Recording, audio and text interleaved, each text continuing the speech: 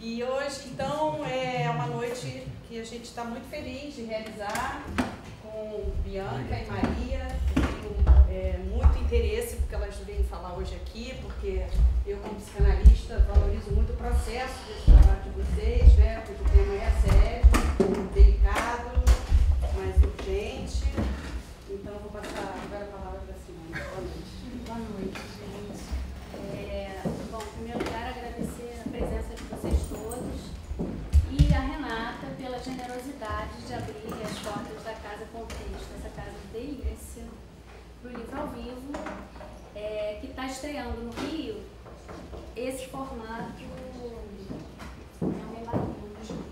Está estreando no Rio esse formato. A gente já tinha começado essa parceria na Flip, esse formato de intimidade, né, pequeno, para você ter contato com os seus escritores, os seus temas, de uma maneira íntima, né?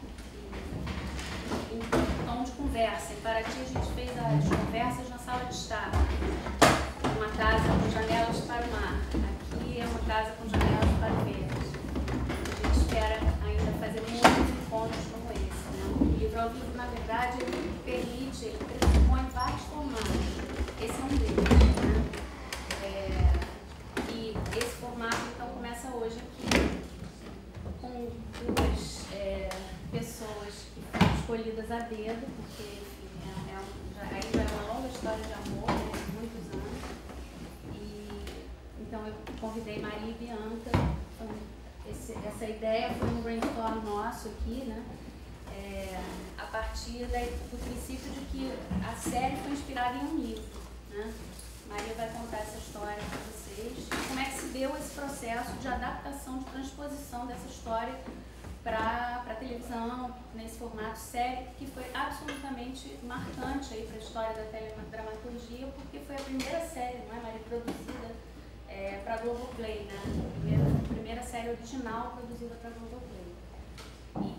E elas vão contar, queria que vocês contassem como é que tudo começou, né?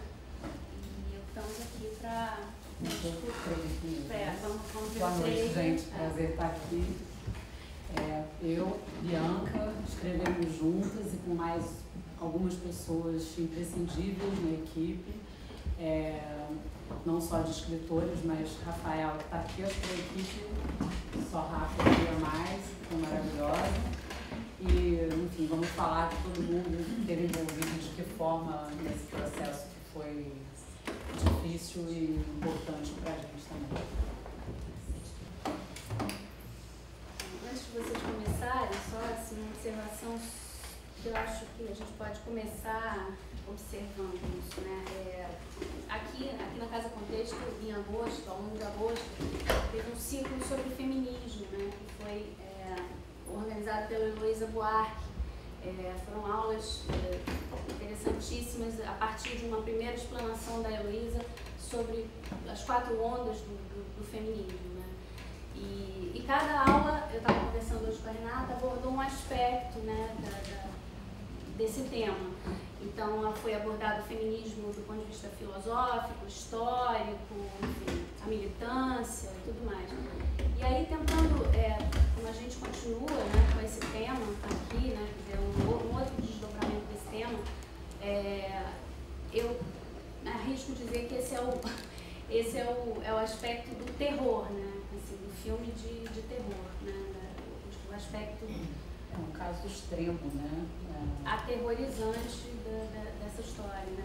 E o livro, né? O livro é de um livro que inspirou a série, é de um jornalista, né? Sim. E que tem... Exato. Esse aqui, com a capa distorcida, porque a gente não aguentava olhar a cara do médico, então... E esse é o meu, tampouco como pôde, eu colei adesivos para não ver a cara dele já É horrível, é uma foto horrível. Conta, Maria, como é que você descobriu esse livro? Então, eu conhecia, como quase todo mundo conhecia, a história do Rogério Abdelmaci como essa história de terror, né, de uma história extrema de violência sexual que era até difícil entender, né? Que se a gente tivesse construído uma história de ficção assim, ninguém ia acreditar. Era muito difícil ser verossímil que esse cara tivesse continuado décadas, né? No nível de violência que ele fazia, sem ter sido incomodado, sem nada acontecer com ele e tal.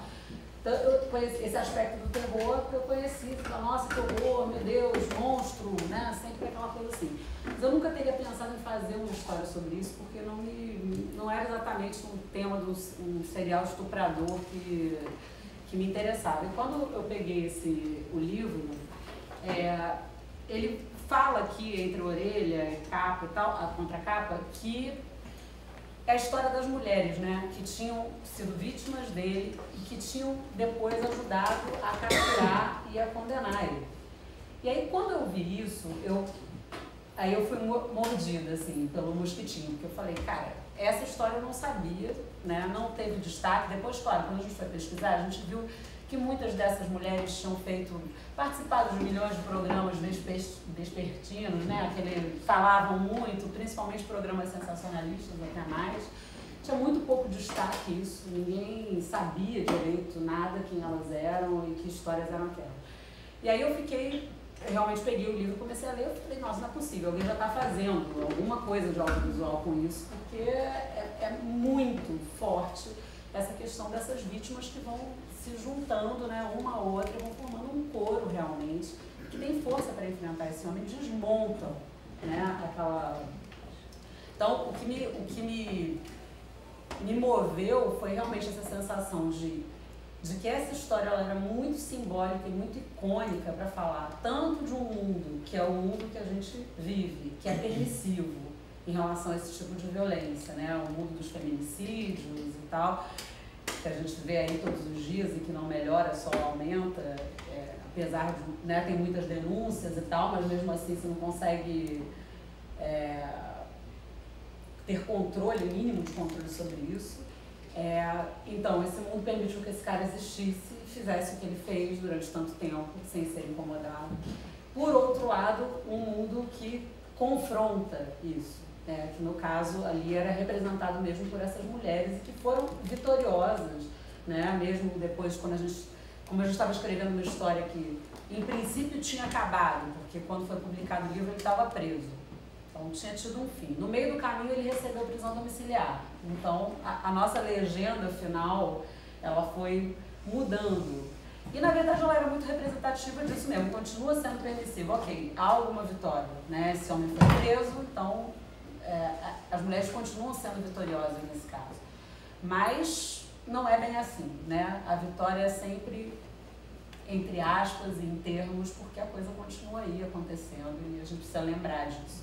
Então eu acho que é uma história muito extrema, né? Para falar de um mundo onde o machismo ele permeia tudo de uma tal forma que a gente naturaliza, né, assédios menores. Isso foi uma coisa que a gente teve uma preocupação de nas cenas, abordar pílulas assim, de situações onde o marido diz uma determinada coisa para a mulher, que já está acostumada a ouvir aquilo, que são coisas, né, cotidianas e que a gente passa batido, né, a minha geração, assim, que teoricamente já somos, né, filhas de feministas que batalharam muito por tudo isso, que aparentemente estava tudo meio já resolvido, não está, né? Aí você vai vendo que na verdade a gente se acostuma e atura coisas que só porque o mundo é assim é que você tem uma história extrema como essa, né? Senão poderia ter um louco que cometesse um crime, mas você não ia ter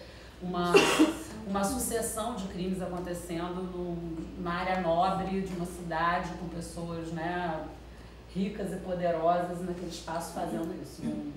Realmente. Foi em 2016, né? Foi em 2016. Que esse livro foi lançado e você, passeando pela travessa, viu em cima da bancada. Isso. Aí tem essas coisas das pontas que vão se juntando da vida. Quando eu entrei na TV Globo, o primeiro trabalho que eu escrevi, que foi em 98, foi um programa que se chamava Linha Direta. Alguns aqui devem se lembrar, que era tipo histórias de terror, sempre, né? E o que era curioso, eu trabalhei 2 anos e meio escrevendo Linha Direta,